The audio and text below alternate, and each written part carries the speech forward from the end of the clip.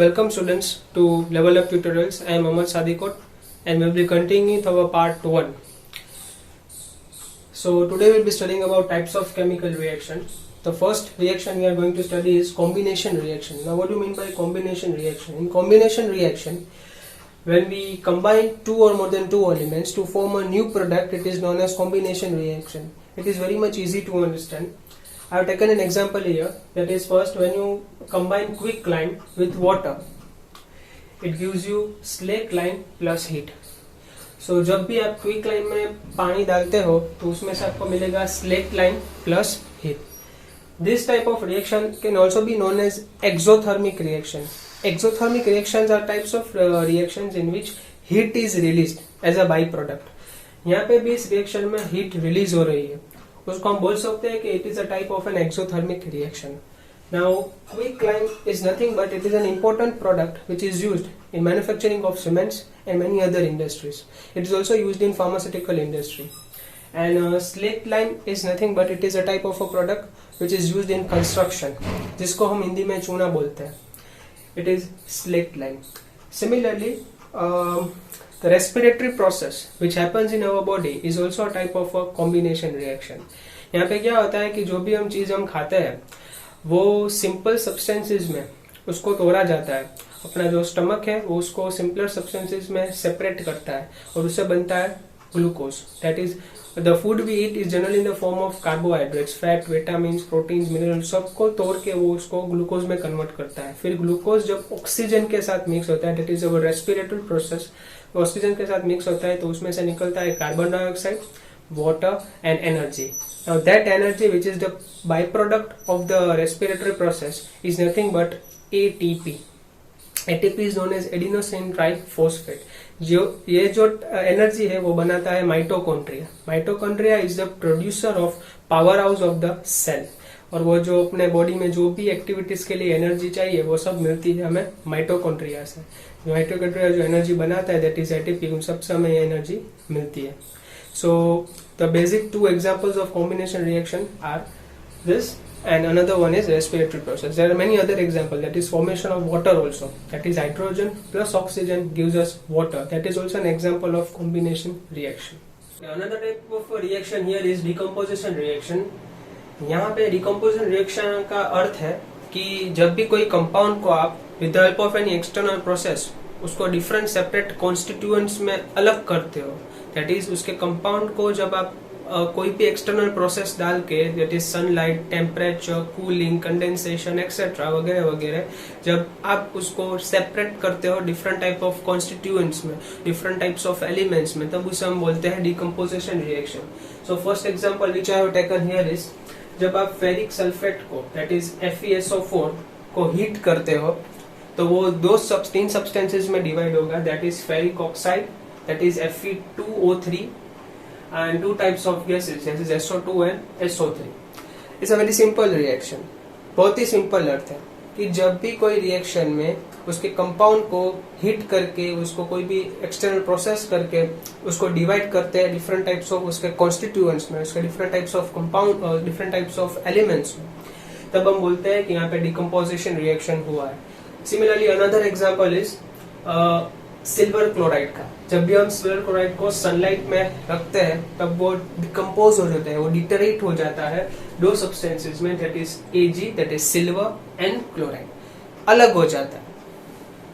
Another type of reaction which we are going to study is displacement reaction. Displacement reaction in simple terms means जब कोई ज्यादा reactive element कम reactive element को उसके solution से displace करेगा, उसको हटा देगा, उसको हम डिस्प्लेसमेंट रिएक्शन कहेंगे. Here I have taken an example of iron. Iron को जब हम कॉपर सल्फेट सॉल्यूशन में डालेंगे तब वो सल्फेट के साथ, कॉपर सल्फेट के साथ रिएक्ट करेगा और वो कॉपर को डिस्प्लेस कर देगा, दैट इज हियर, उसको अलग कर देगा. और कॉपर की जगह पे कौन सल्फेट के साथ कंबाइन हो जाएगा? Fe, that is iron. So it is nothing but an example of displacement reaction. Displacement reaction में आपको समझना यह है कि आपकी बुक में जो रिएक्टिविटी सीरीज दी है उसको आपको थोड़ा सा याद रखना है. If you look at the reactivity series in your book, it is given that iron is above copper. Copper से ऊपर है, उसका मतलब क्या है कि iron is much more reactive than copper. इसी के कारण जब कॉपर सल्फेट में आयरन को डाला जाता है तब वो कॉपर को डिस्प्लेस कर देता है और आयरन उसकी जगह ले लेता है, उसको हम बोलते हैं displacement reaction. Another type of reaction is double displacement reaction. It is nothing but a type of displacement reaction. आप नाम से ही समझ गए होंगे कि यहाँ पे क्या होने वाला है। डबल, दैट इज जब दो एलिमेंट्स साथ में साइमल्टेनियसली डिस्प्लेस करेंगे सॉल्यूशंस को, उसको हम बोलेंगे double displacement reaction. The best example which I can give is this, that is sodium sulphate plus barium chloride. जब दोनों को हम मिक्स करेंगे तब हमें मिलेगा barium sulphate plus sodium chloride. That is sodium sulphate को, सोडियम को बेरियम ने यहाँ पे डिस्प्लेस किया है, दैट इज दिस, और यहाँ पे बेरियम क्लोराइड में सोडियम ने उसको डिस्प्लेस किया है। Okay, hope you are clear regarding this.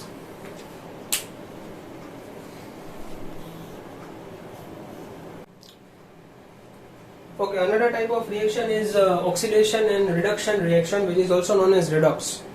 So first of all, let us understand the meaning of oxidation. What do you mean by oxidation? In simple terms, oxidation means जब भी कोई element में, जब भी कोई reaction में, कोई भी एलिमेंट में ऑक्सीजन ऐड होता है, उस रिएक्शन में एलिमेंट ऐड होता है, उसको हम ऑक्सीडेशन कहते हैं।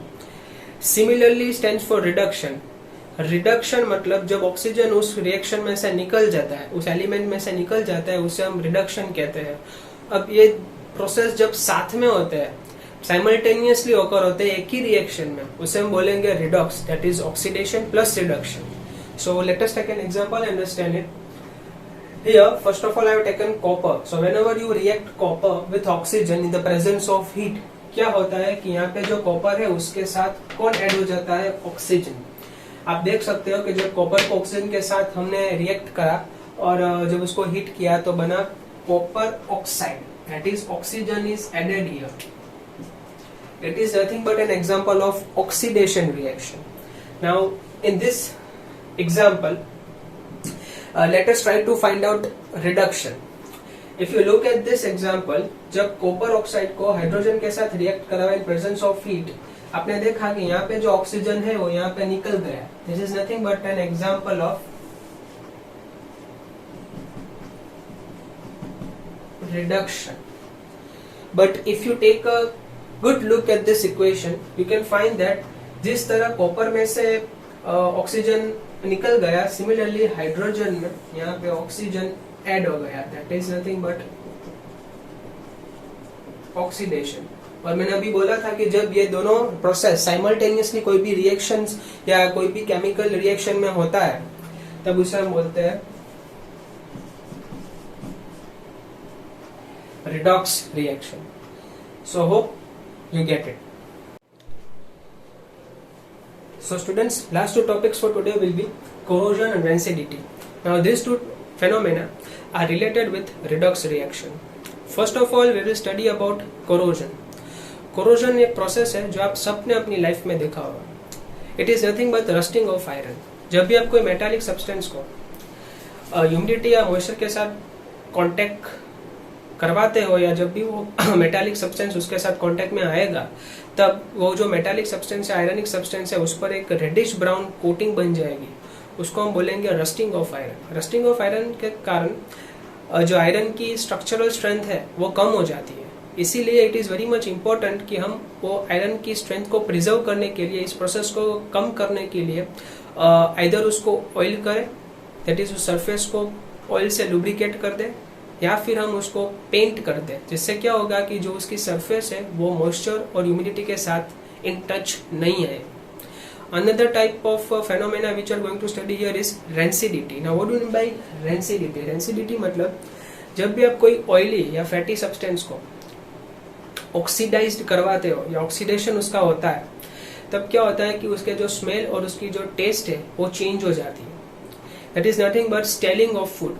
बासी खाना बासी जब हो जाता है, it is nothing but is a process of rancidity. आपने देखा होगा कि जो एप्पल है उसको अब जब आप काट के बाहर छोड़ देते हो तब वो ऑक्सीडाइज्ड हो जाता है और वो एप्पल का जो कलर होता है वो ब्राउनिश हो जाता है, और थोड़ी देर के बाद अगर उसको ज्यादा देर तक आप बाहर छोड़ दोगे तो वो ब्लैकिश भी बन जाएगा, उसके स्मेल और उसके टेस्ट में भी चेंज हो जाएगी। It is nothing but it is an example of rancidity. Another type of example is packed packets of chips, that is potato chips. आप जो वेफर्स खाते हो वो वेफर्स को रेंसिडिटी से बचाने के लिए उसमें जो गैस भरा जाता है वो है नाइट्रोजन. आपने देखा होगा कि जो भी पैक फूड आते हैं उसमें कोई ना कोई गैस भरा जाता है, कोई प्रिजर्वेटिव्स डाला जाता है. दिस प्रिजर्वेटिव्स और gas are nothing but antioxidant. उसको एंटीऑक्सीडेंट बोलते हैं. जो ऑयली और फैटी सब्सटेंस है उसमें इस प्रोसेस को कम करता है. So that's it for today guys. Thank you. If you enjoyed my lecture, like, share and subscribe. Meet you in the next lecture soon. Stay safe, stay at home.